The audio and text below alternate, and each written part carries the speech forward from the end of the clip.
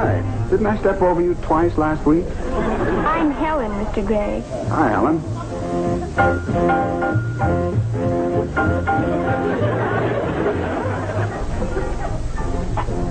Peter? Oh, Mr. Gregg, are you first wagon train to make it through the pass since autumn? The Indians were friendly, and the spring rains came early this year. Where's Kelly? Kelly? Peter, you must remember. Some months ago, a little girl came to live with me, about so big. Oh, I remember. You look on the couch?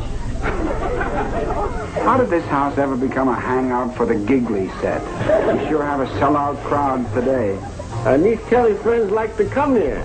Relaxed atmosphere. This kitchen is the last refuge. Excuse us.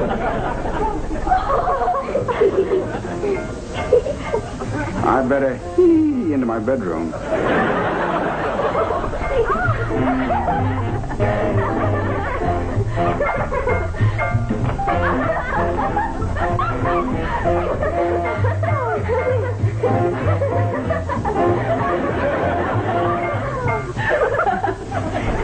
Ralph, when you stop going steady with Madeline, call me. Bye. One goodbye and 7 giggles hang up. I hope you don't mind all the kids hanging around, Uncle Bentley. Oh, of course not, dear. I ran the low hurdles at college. They just like to get away from things. What things? Their parents. Oh, those things. Well, honey, I'm a parent. But you're sweet. You're not one of those, pick it up, turn it up, go to bed type. Well, it seems to me that one point or another, I've said all those things, too. There's a difference. Yes, I think I know the difference. You don't listen to me. That's right. You're sweet. It's my turn. You slept here last week. Kelly promised me. Kelly! Just a minute. I missed my turn 2 weeks ago because Mother was in the hospital having Harvey. Hello? Is Helen there? Yes, I'll call her. But I might as well warn you, we can't take any reservations until after the 4th of July. This is Mrs. Burton, Helen's mother. Beg your pardon, Mrs. Burton. Mr. Gregg, would you remind Helen that she still has a home? And I would like her there immediately.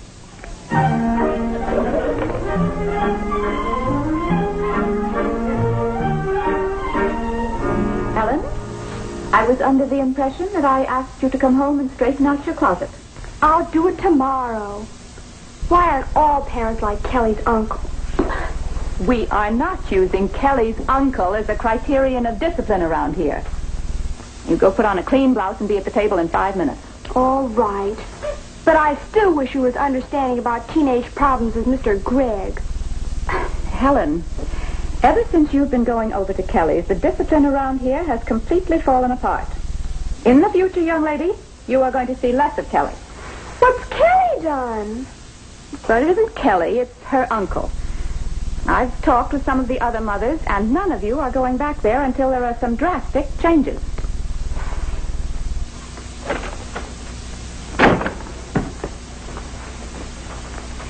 Charles, it does seem to me that you could speak to your daughter once in a while instead of always letting me be the villain. Yes, dear. You didn't hear a word I said. Well, of course I did. I'll put on a clean blouse and be at the table in 5 minutes.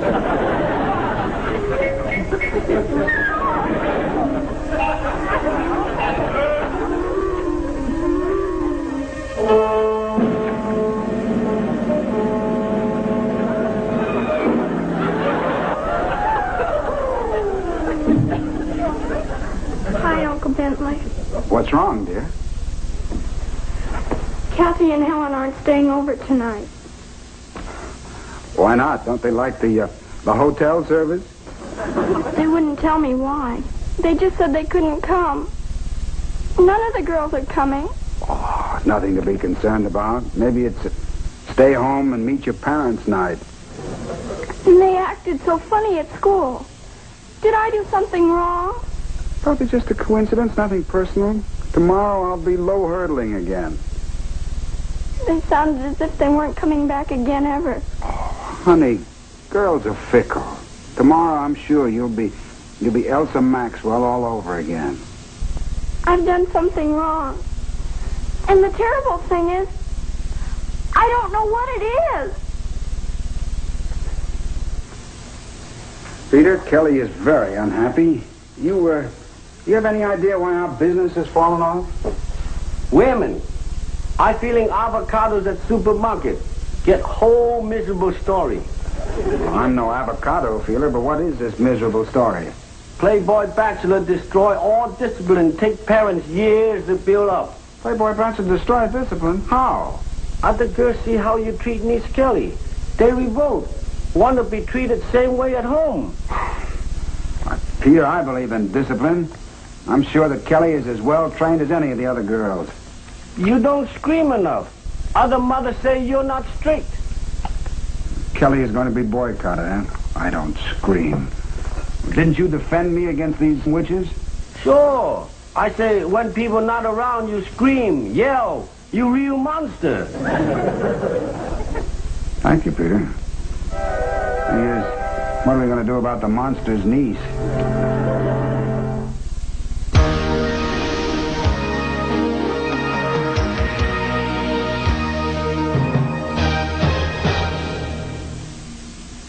Could be history.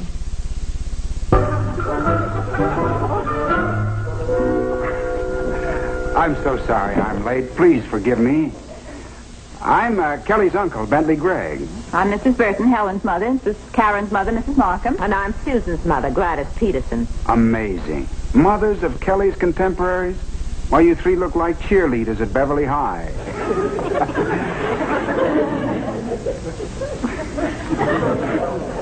I hope you won't consider this invitation presumptuous, but I'm naturally interested in anything that affects Kelly's morale. And apparently you've forbidden your daughters to play here. Oh, well, we certainly never intended to hurt Kelly. We're all very fond of her. Oh, yes, she's a lovely child. Well, then why deprive the children of each other's company? Just put yourselves in their place. Go back 6 or 7 years when you were their age. We've established certain standards of discipline for our children. Mrs. Markham, we all agree that discipline is important. We just have a different conception of how it should be applied. Well, after all, you are a bachelor, Mr. Gregg, and maybe your attitude toward children is a little too relaxed. Possibly. Motherhood hasn't come easy to me, Mrs. Peterson. Why don't we sit down, huh? Mrs. Markham, let me get you a chair. Mrs. Burton, fluff a pillow for you. Let's just kick our shoes off, huh, and be comfortable. Peter, some coffee, please. Of course, I defer to your superior knowledge of the subject. That's why I'm asking your advice. Oh, yes, we understand perfectly, Mr. Gregg. It's amazing. You all seem to have intelligence far beyond your years. Oh, well, I was married when I was 17. I was 15. I was 9. Don't overdo it, Gladys. Of course, Mr. Gregg, this is a very complex problem, and I just don't think it can be resolved in one afternoon. Or 2. Oh, or 3. Why, I attended a series of 40 lectures on this one subject. Well, then you won't consider it an imposition if I ask you back tomorrow for further discussion. Are you kidding? I mean, after all, this subject is very important to all of us, isn't it? It is, yes, it is. Excuse me, let me get some fresh coffee. Oh, fine. I'm sorry, Peter. The mothers are being very cooperative. They've offered to come back tomorrow to continue our discussion. Looks like we have club again. Only difference, the age limit now raised.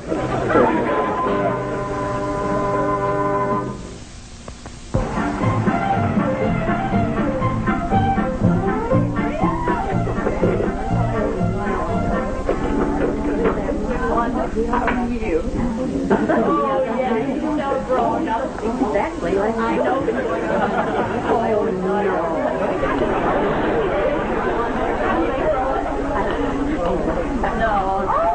Oh, Mr. Gregg. Ladies, this is Mr. Gregg. How do you do? How do you do? We thought that by inviting some of the other mothers, we could get a greater cross-section of opinion on the subject. Mr. Gregg, I think you're to be congratulated for a marvelous civic contribution. Mr. Gregg, this is Mrs. Rundell. Well, how do you do, Mrs. Rundell? Do. Which of Kelly's friends is your daughter? Oh, we don't have any children yet, but eventually I'll have to face those problems. No rush.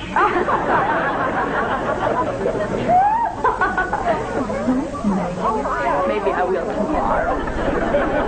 Business so good, I put on extra help. Fine. How about a bongo quartet? Mr. Gregg, I've been giving some thought to the theory you expounded yesterday, and I agree.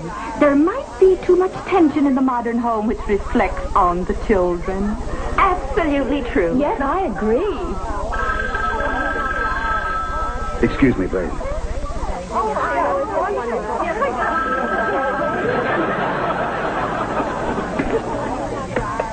Hello? Is my wife there? I'm sure she is. Which one is she? Mrs. Burton, would you remind her that it's feeding time at the zoo and that her husband and family are waiting? That is, if she can tear herself away from that soiree.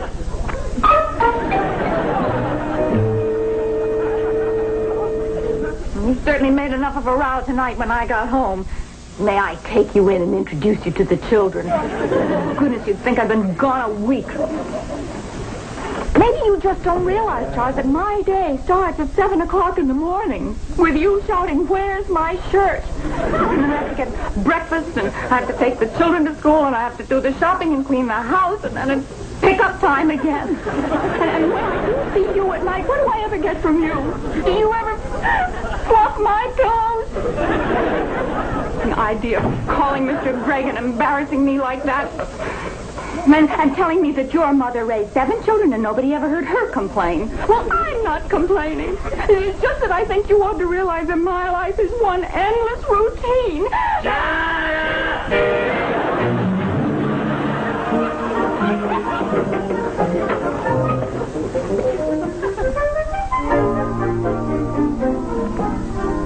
Hi, honey. Club closed for alterations again? Hi, Uncle Bentley.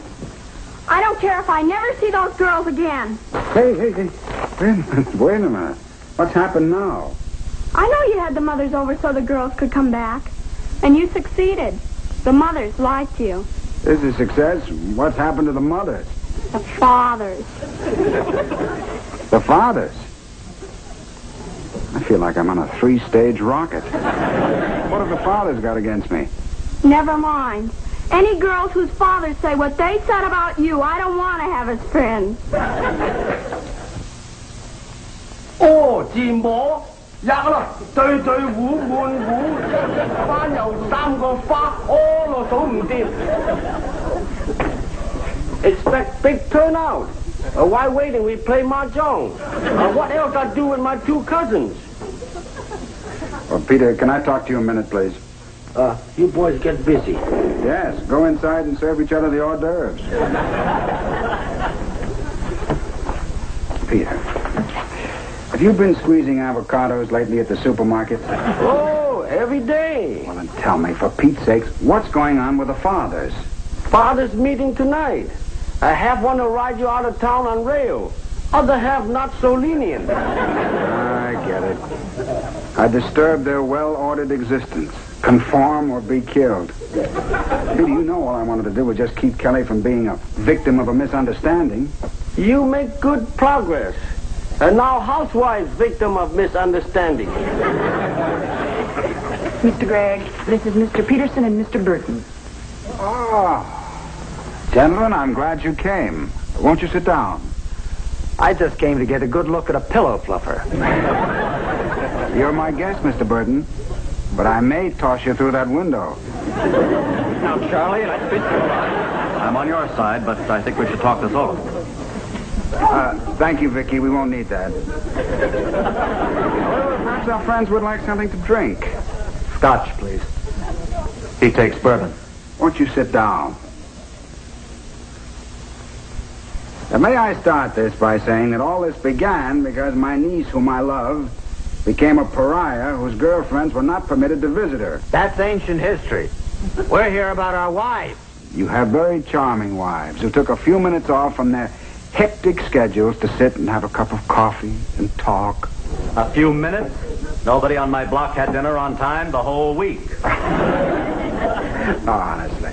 Do you begrudge your wives a little relaxation? You know their schedules begin at 7 a.m. with someone shouting, "Honey, where's my shirt?" You know that our schedules begin with someone shouting, "Honey, get it yourself." I'm listening to too many soap operas, the suffering, neglected housewife. Now, how about the suffering American male? You read statistics. Who dies first? This guy's a bachelor. He doesn't understand real war. Now, wait a minute. Just where do you fellas get your ideas about bachelors, huh? I'm as hard-working as you are. What do you think? You think we have beautiful girls that barge in here in the middle of the day? Excuse me, Mr. Gregg. Miss Landers. I just wish to see him a minute, Vicky. Darling.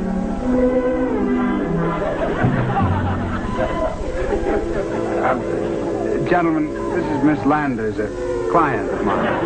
Gentlemen, I do not like to interrupt an important conference, but this is a matter of life and death. Darling, how do you like my dress? Very, very nice. In the matter of that contractual dispute, Miss Landers, I think I'll have it settled in just a couple of days. But Bensley, that was settled 2 weeks ago. Oh, was it? Oh, sweet Bensley. Always worrying about his business. Well, I didn't mean to interrupt. Goodbye.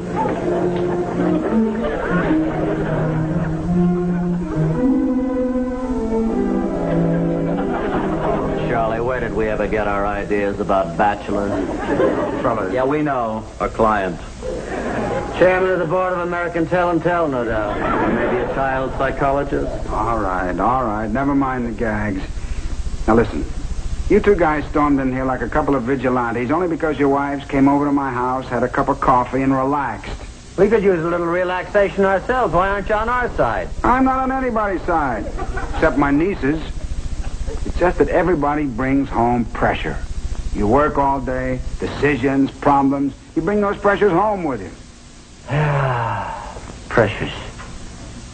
But that doesn't alter the fact Charlie, how about going to the ball game this afternoon? Ball game? My desk is piled that high with work. Mine too. Who cares? You heard what the man said about relaxing? Come on, Charlie, let's live a little. No, I really shouldn't. Who's pitching? Let's go, Charlie. We'll see you later, Greg.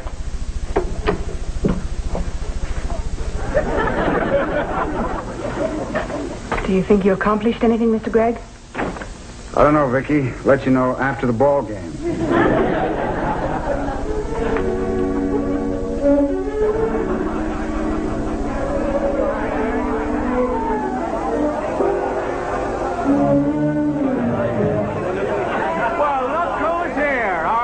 Bentley, Greg. Come on in, Greg.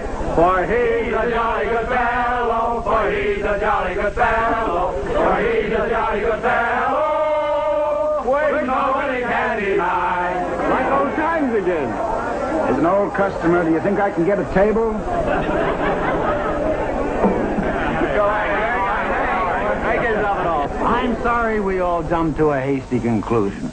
You know, I am so relaxed now that I think I'll never call Where's My Shirt again. Great place you got here. If you sign up for the family plan, you can save $50 a year. I told you that was Charlie's car, and there's Sam. I see mine hidden under a martini. Hello, Auntie. Huh? Dinner has been ready for 10 minutes. Honey, why do we have to eat the same time every night? Life becomes a rush. We owe it to the children to relax. We don't want them to grow up with the same tensions that we have, do we? Hey, come on, honey. What's that, huh? What do you say?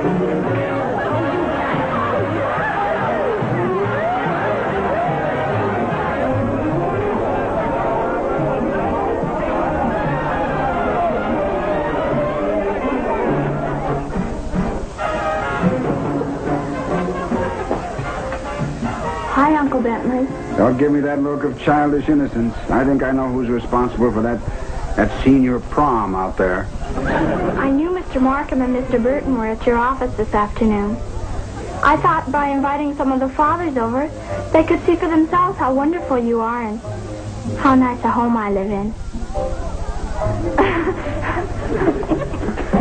Parents certainly are lucky to have children they can come home to without problems. Now to order yours.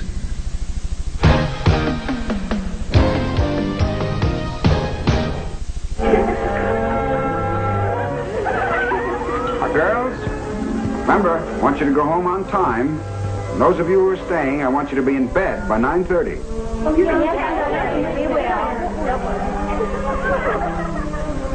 You're very firm.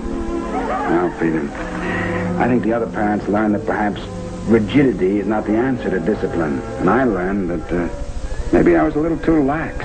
And I learned how to run a country club. See that the girls follow my instructions, huh? Okay, soon as you leave, I call my 2 cousins. To play mahjong? No, you make the rules here now. Take 3 strong men to enforce them.